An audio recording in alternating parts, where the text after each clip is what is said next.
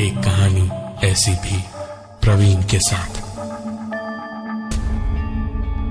अमन को बहुत ही जरूरी अपनी फोटो खिंचवानी थी पासपोर्ट के लिए। जल्दी जल्दी ऑफिस से निकला कि बाकी कागजों का काम भी आज ही निपटा लेगा। रास्ते में एक फोटो की दुकान दिखाई दी। बोर्ड पे लिखा था शादी पार्टी की फोटो वीडियोस भी की जाती है। अमन के पास फिलहाल डिजिटल फोटो निकलवाने का टाइम नहीं था। पास में यही था तो अमन सीधा अंदर गया। काउंटर पे काफी बूढ़े चाचा बैठे दिखे। अमन ने चाचा से कहा, पासपोर्ट साइज फोटो खिंचवानी है, 10 कॉपीज। चाचा ने अंदर आने का इशारा किया और खांसते हुए अंदर आए। अमन भी पीछे पीछे गया। उसे बेंच पर बैठने का इशारा करके चाचा ने लाइट्स जलाई। अमन की नजर स्टूडियो पर पड़ी। पुराने जमाने का स्टूडियो था। एक दीवार पर नीला पर्दा था जिसके पीछे एक पहाड़ों वाली पेंटिंग थी। बेंच के सामने एक पुरानी चादर और बड़ी बड़ी लाइट्स रखी थी और एक कोने में एक आईना और कुछ थोड़ा मेकअप का सामान था। चाचा ने बैठने का इशारा करके कैमरा निकाला और स्टैंड पर उसे लगाया। उम्र बहुत थी उनकी तो काम भी उसी रफ्तार से कर रहे थे। अमन थोड़ा थोड़ा चिढ़ भी रहा था, लेकिन उनकी उम्र का लिहाज और स्टूडियो का हाल देख के कुछ बोल नहीं पा रहा था। धीमे धीमे कदमों से कभी कुछ ठीक करते तो कभी कुछ, और सब कुछ करने के बाद एक के बाद एक चारों लाइट्स ऑन की और चौथी लाइट ऑन करते ही बत्ती चली गई। चाचा रुके, चारों ओर देखा और बोले, ये बत्ती भी। आप बैठिए, मैं जनरेटर चला के आता हूं। इतना कह के वो धीमे धीमे कदमों से दरवाजे तक गए और करीबन 2 सेकंड में ही दूर कहीं जनरेटर चलने की आवाज आई और वो तुरंत वापस भी आ गए। आहिस्ते आहिस्ते चाचा वापस आए और लाइट्स को ठीक ठाक करने लगे। अमन के दिमाग के तो हवाइयां उड़ गई थी। जो इंसान सांस तक धीमे धीमे ले रहा है वो दुकान के बाहर तक तो इतने धीमे गया, लेकिन तुरंत जनरेटर चला आया और आवाज जनरेटर की इतनी दूर से आ रही थी कि कुछ न कुछ गड़बड़ तो जरूर थी। अमन अपनी जगह से उठा और इधर उधर देखता हुआ आराम से टहलता हुआ दुकान के दरवाजे तक गया और झांक कर बाहर जनरेटर देखा तो उसको अपने शक पर यकीन नहीं हुआ। जनरेटर कुछ नहीं तो 100 मीटर आगे रहा होगा और चाचा जो 1 मीटर की दूरी भी 1 मिनट में तय कर रहे थे, वो इतनी जल्दी जनरेटर चला कैसे आए? जरूर कोई है वहां जिसको इशारा किया होगा। रोज का लाइट जाने का नाटक है। बूढ़े आदमी बेचारे कितना दौड़ेंगे? यही सोचकर अमन वापस आकर बेंच पे बैठा तो चाचा ने आईने के पास रखे हुए कंघी और पाउडर को अमन के चेहरे के सामने कर दिया और उसके बालों में किसी बच्चे की तरह कंघी करने लगे। जब अमन आखिरकार रह नहीं पाया तो चिल्लाया, अरे यार चाचा, आपने तो मतलब हद कर दिया है। इतनी देर से खिटर पिटर लगा रखी है, टाइम की कोई कीमत ही नहीं है। यहाँ मुझे देर ना हो इसलिए सामने जो स्टूडियो दिखा आ गया। गलती हो गई मेरे बाप, आप रहने दीजिए, मुझे फोटो नहीं खिंचवानी आपसे।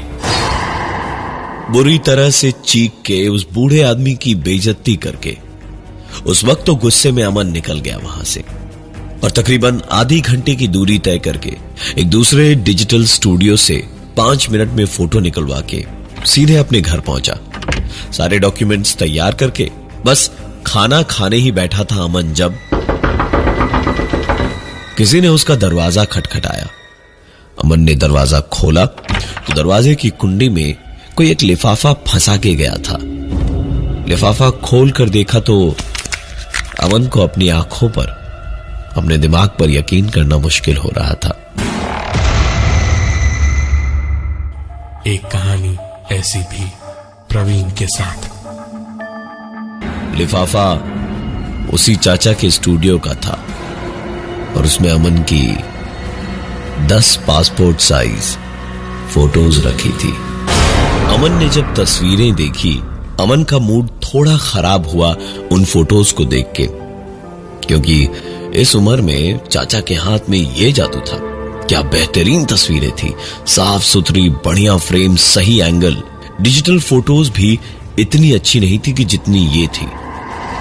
अमन ने माफी मांगने के इरादे से तुरंत ही लिफाफे पर लिखे नंबर पर फोन किया, लेकिन आपके द्वारा डायल किया हुआ नंबर फिलहाल पहुंच के बाहर है।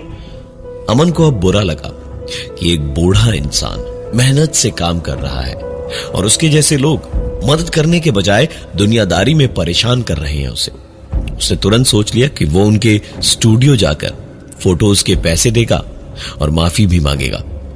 लेकिन इस ख्याल के साथ ही साथ एक और ख्याल भी आया कि इसका मतलब ये भी था कि चाचा ने फोटो तो खींची ही नहीं थी, डेवलप भी की होगी तो कब, क्योंकि उनके पास तो रील वाला कैमरा था। फोटो बनने में 1 दिन तो कम से कम लगना ही था। और सिर्फ इतना ही नहीं, चाचा उसके पीछे पीछे घर तक भी आ गए थे। अमन ने सोचा गड़बड़ मैंने की है तो माफी भी मैं जरूर मांगूंगा। अमन ने खाना खाया और सो गया। अगली सुबह ऑफिस जाने के रास्ते में सोचा सुबह की शुरुआत ही अच्छे काम से की जाए और सीधे चाचा के स्टूडियो पहुंचा। लेकिन बदकिस्मती से दुकान बंद थी। अमन ने सोचा कोई बात नहीं, शाम को देखता हुआ जाऊंगा। लेकिन शाम को फिर से दुकान बंद ही मिली। यह सुबह शाम चाचा के स्टूडियो का बंद रहने का सिलसिला 2 दिन तक चला और तीसरे दिन की सुबह स्टूडियो के सामने एक आदमी दिखाई दिया। तो अमन ने उससे स्टूडियो के बारे में पूछा कि चाचा कहाँ हैं? तो वो आदमी बोला चाचा तो चले गए। अमन ने पूछा कहाँ गए और कब तक आएंगे? तो उस आदमी ने हंसते हुए कहा अरे भैया, चाचा 25 साल पहले ही चले गए, अब दूसरा जन्म लेकर ही आएंगे दुनिया में। अमन का उस आदमी की बात सुनकर दिमाग ही खराब हो गया। शराब की महक भी आ रही थी उससे। तो 2-4 खरी खोटी उनको सुनाई और अमन ऑफिस आ गया। अमन का मूड खराब देखकर उसके ऑफिस में साथ काम करने वाले राहुल ने जब पूछा तो अमन ने सारी बात बताई। राहुल सुन के हंस पड़ा इस बात पे और बोला यार, तू कह रहा है कि वो भूत का फोटो स्टूडियो है, बेवड़ा वो आदमी नहीं तू है, ऐसा भी होता है क्या? राहुल ने उस वक्त तो बात हंसी में उड़ा दी, लेकिन फिर शाम को खुद ही पहुंचा चाचा के स्टूडियो पे। स्टूडियो खुला था। मन ही मन अमन की बेवकूफी भरी बातों पे हंसा और चाचा से फोटो खिंचवाने के इरादे से गया कि सबूत भी होगा अमन को दिखाने के लिए। राहुल कुछ कहे इससे पहले ही चाचा बोले अभी जाइए, दुकान बंद करने का टाइम हो गया है, कल आइएगा। राहुल ने धीमे से उनसे कहा अरे चाचा, फोटो खींच दो वरना सबको बता दूंगा कि तू भूत है। चाचा हल्के से हंसे और बोले आप सब आजकल के बच्चे भी क्या मजाक करते हैं। आइए, आपका फोटो खींच ही दे, चलिए बैठिए अंदर। दोबारा वैसे ही सब कुछ धीमे धीमे करते हुए चाचा फोटो खींचने की तैयारी करने लगे। राहुल उन्हें गौर से देखता रहा कि सचमुच वो भूत है या इंसान।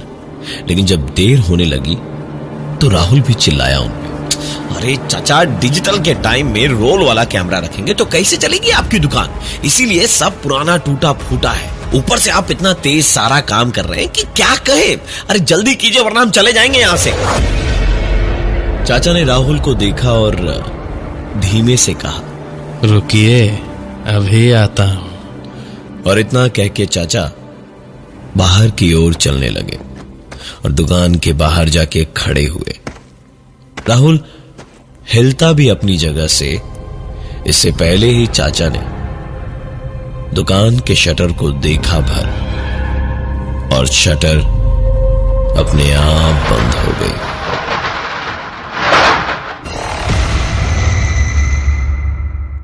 एक कहानी ऐसी भी प्रवीण के साथ। शटर बंद होते ही राहुल को समझ आया कि उसके साथ क्या हुआ। शटर अपने आप बंद होता हुआ देख के राहुल इस वक्त एक मोम के पुतले जैसा बना हुआ था। उसका दिल उससे कह रहा था कि उसके साथ मजाक हो रहा है और दिमाग कह रहा था कि अब उसकी जिंदगी का सबसे बुरा वक्त शुरू होने वाला है। राहुल की धड़कनें भी उस बंद स्टूडियो के सन्नाटे में जैसे गूंज रही थी। वहां बैठे बैठे इंतजार करने का कोई मतलब नहीं था। राहुल ने बाहर निकलने के लिए उठकर इधर उधर देखा कि कहीं से कोई निकलने का रास्ता हो, लेकिन जब नहीं मिला तो बंद शटर पे पूरी ताकत से मारते मारते चीखता चिल्लाता रहा राहुल। अरे निकालो मुझे यहाँ से, बाहर निकालो, अरे कोई है, कोई निकालो मुझे यहाँ से, क्यों बंद किया मुझे, निकालो यहाँ से। स्टूडियो के अंदर जलते हुए बल्ब भी थोड़ी देर के बाद बंद हो गए। राहुल चिल्लाता जा रहा था, लेकिन उसकी सुनने वाला कोई नहीं था। राहुल अंधेरे में इधर उधर इस कोने से उस कोने भागता रहा और बुरी तरह से इधर उधर लड़ता भिड़ता रहा और पूरे वक्त कैमरा की एक आवाज होती रही।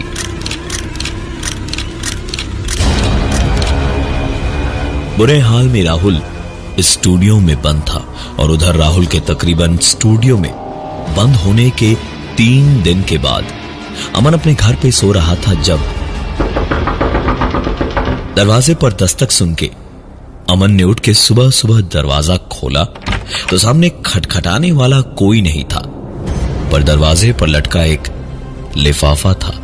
लिफाफा खोल के देखा तो कुछ देर के लिए अमन बस उन तस्वीरों को देखता रह गया। उसमें राहुल की उसी स्टूडियो में बंद फोटोज थी, लेकिन राहुल वो अधमरा सा हो चुका था, बुरी तरह से जख्मी, हाथ पैर में गहरी चोटें थी। अमन तुरंत लिफाफा लेकर बिना वक्त जाहिर किए पुलिस स्टेशन पहुंचा और पुलिस अमन को साथ लेकर वहां पहुंची और शटर तोड़कर जब अंदर घुसे तो अंदर राहुल सचमुच बहुत बुरी तरह जख्मी हालत में पड़ा था। 3 दिन से भूखा प्यासा बेहोश पड़ा था। हालात के मद्देनजर शक के बिना पर पुलिस ने अमन को ही गिरफ्तार कर लिया, क्योंकि ऐसी हालत में राहुल के फोटोज अमन के पास थे और अमन ने खुद कबूला था कि उसी ने इस स्टूडियो के बारे में राहुल को बताया था। अमन सुबह से शाम तक पुलिस स्टेशन में ही था और उसे पुलिस ने तभी छोड़ा जब राहुल ने बयान दे दिया कि अमन की कोई गलती नहीं है, बल्कि मुजरिम तो एक भूत है जिसने राहुल के साथ ये सब किया। कानून में ऐसी किसी दिक्कत के लिए कुछ भी नहीं कहा गया है, लिहाजा अमन को छोड़ना ही पड़ा। सब कुछ फिलहाल तो ठीक ही था। राहुल को जहां हॉस्पिटल में पुलिस ने एडमिट कराया था, वहां 3-4 दिन रहने के बाद राहुल ने एक सेल्फी लेकर इंटरनेट पे पोस्ट करी और उसके बाद कुछ ही देर में सो गया। नींद से जागकर राहुल ने देखा कि उस तस्वीर पर कई कमेंट्स थे, जैसे ये तो वही स्टूडियो है ना जहां तू बंद था। अरे वाह, जिसने तेरा ये हाल किया उसे तू अपना चाचा बोल रहा है। कम ऑन गाइस, हम सब चल के देखते हैं इस स्टूडियो को। राहुल ने फोटो देखा तो उसमें वही फोटो स्टूडियो टैग किया हुआ था और राहुल ने खुद लिखा था, माय फेवरेट फोटोग्राफर चाचा। करीबन 4 दिन के बाद जब राहुल वहां से डिस्चार्ज हुआ तो निकलते निकलते उसने देखा कि उसके 3 दोस्त और वहां एडमिट करने को लाए गए थे और सबकी हालत वही थी जो राहुल की हुई थी।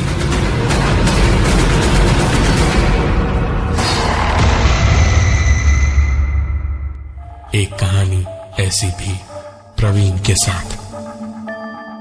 राहुल ने वक्त बर्बाद किए बिना ही ये बात अमन को फोन करके बताई।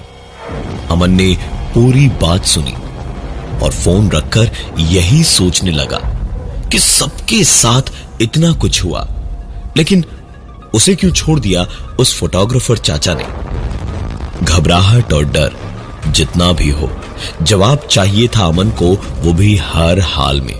वो एक बार फिर शाम को ऑफिस का काम निपटा के सीधे स्टूडियो ही पहुंचा और तकदीर ऐसी कि स्टूडियो खुला था। फोटोग्राफर चाचा स्टूडियो में अपनी कुर्सी पर मुस्कुराते हुए बैठे थे। राहुल कुछ बोले इससे पहले ही घुटनों पर हाथ रख के उठे और दीवार पे लगी तस्वीरों के पास जाकर एक तस्वीर निकाली और उस पे पड़ी धूल को फूंक से उड़ाते हुए उस पे बची खुची धूल हाथ से साफ की और तस्वीर अमन के हाथ में दे दी। अमन ने तस्वीर देखी तो हैरान रह गया। ये तो उसी के बचपन की तस्वीर थी। उसने चाचा की ओर देखा तो चाचा मुस्कुराते हुए पर्दा हटाकर अंदर चले गए। पीछे पीछे अमन भी अंदर गया तो उसने देखा कि जो लाइट्स, जो नीला पर्दा, उसके पीछे पहाड़ों वाली पेंटिंग उसने देखी थी, सब कुछ किसी और ही हाल में था। स्टैंड पे लगा टूटे हुए लेंस का एक पुराना कैमरा था। लाइट स्टैंड में टूटे धूल भरे बल्ब, पर्दे फटे हुए, पेंटिंग के उखड़े हुए वो रंग और कोने में आधा आईना और धूल मिला हुआ पाउडर। अमन को तब चाचा ने बताया कि उनका स्टूडियो एक वक्त पे बहुत अच्छा चलता था। उसके बाद अचानक कुछ सालों में ही डिजिटल फोटोग्राफी, बेहतर कैमरा और नई चीजों से सब कुछ बदल गया। स्टूडियो की कमाई कम होती गई। शादी पार्टीज के ऑर्डर से सीजन में एक वक्त पे 2-3 दिन घर नहीं जा पाते थे, इतना काम होता था। लेकिन बाद में कई दिनों तक कोई नहीं आता था। चाचा फोटोज बहुत अच्छी खींचते थे, बहुत नाम था उनका, लेकिन सब कुछ मिट्टी में मिल गया। बच्चों की पढ़ाई, बीमारियों के इलाज में सारे जमा किए पैसे पानी की तरह बह गए और उम्र इतनी कि नौकरी भी कोई नहीं देता। चाची तो काफी पहले ही चल बसी थी। बच्चों ने भी हाथ खींच लिए। धीरे धीरे भुखमरी का आलम आ गया और एक दिन सवेरे बढ़ती हुई बदबू से पड़ोसियों को शक हुआ तो कई दिनों से सड़ती हुई उनकी लाश इसी स्टूडियो में मिली। बेटे दाह संस्कार के लिए भी नहीं आए। सारी बात बताकर उन्होंने बस इतना और कहा अमन से, मेरी एक फोटो खींच दो और कल के पेपर के ऑबिचुरी कॉलम में छपवा देना। अमन ने वही किया। उसे अपने सवालों का जवाब भी मिल चुका था। एक जमाने में क्योंकि अमन इनका ग्राहक था, इनके काम आया था, इसलिए शायद बच गया। अगली बार आप भी किसी स्टूडियो में फोटो खिंचवाने जाएं तो ज्यादा जल्दबाजी में ना जाएं और फोटोग्राफर पे चिल्लाने की गलती तो बिल्कुल ना करें, खासकर अगर उनकी उम्र 70-80 साल के करीब हो। मैं हूं प्रवीण और ये थी आज की एक कहानी ऐसी भी। कमेंट करना इमीडिएटली वीडियो के नीचे एंड बताना कि आपको वीडियो कैसा लगा।